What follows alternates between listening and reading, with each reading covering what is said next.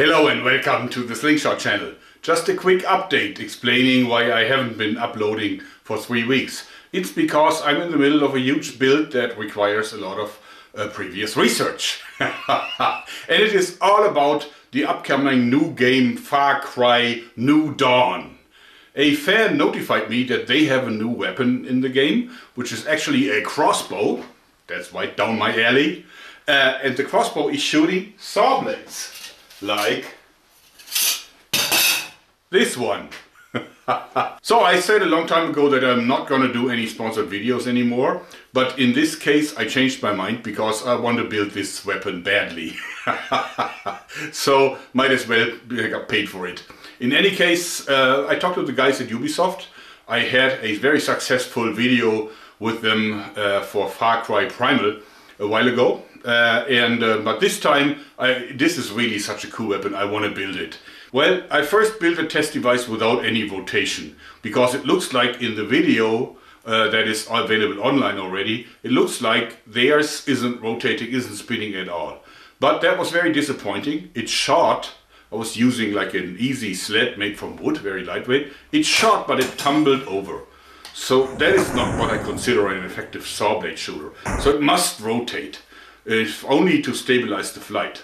But how do you do that? I had to think about this. I tried like hop-up devices as you can find in airsoft guns, but that didn't work because as soon as this touched something, it was getting out of control. It was just flying wild. So hop-up on a heavy device like this wouldn't work. Therefore, I decided to do rack and pinion. It worked for me before, and I hope it's gonna work for me now. And this is it, the rotating saw blade test device shooter. Let me show you its features. So as you see, it uses rubber bands. Let me slip those off. It uses rubber bands as a storage media, because it's the Slingshot Channel. But it also has like a rotating disc here. And this rotating disc actually has 4 magnets on top. So I can take a saw blade and snap it on like that, and then it will rotate freely.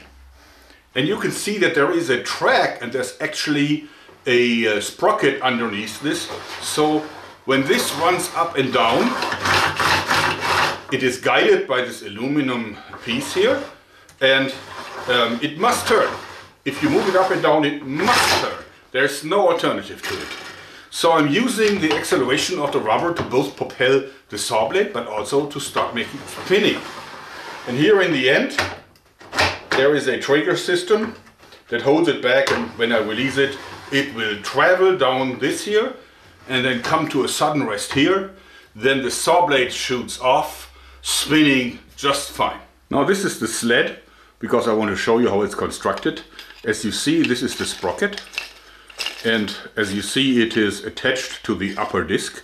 So when this turns, the upper one must turn too. The whole thing is really sturdy. It's made from a little bit of wood, but mostly aluminum to keep it lightweight. I also try to remove as much of the material as possible to make it lighter. This is actually the guiding for the track. It is very, very thin aluminum, also for weight reasons. And this makes sure that this is traveling straight so that the track cannot be lost here. Yeah, that's pretty much it. Very, very simple device, and here you can see the magnets. And this is to make sure that the saw blade isn't pushed off during acceleration. So it rests against it when the gravities, the g-forces are getting too great. Okay, let's do one more shot. This is so cool. So what comes next? Well, I'm very happy with the rotation and everything, and also how straight the saw blades fly. Now, of course, I need to build the whole thing. It's gotta look just like in the game. So with all the steel frame and all the yellow paint and all of this. And I also even made the decision to use the same kind of release. So this will be, actually half of it, will be my trigger later on. And also, of course, I will need a much wider fork, which also is going to increase the power somewhat.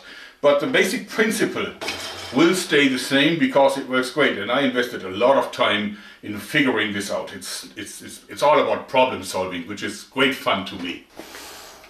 Well, I hope you liked this, because that's it for today. Thanks and bye-bye.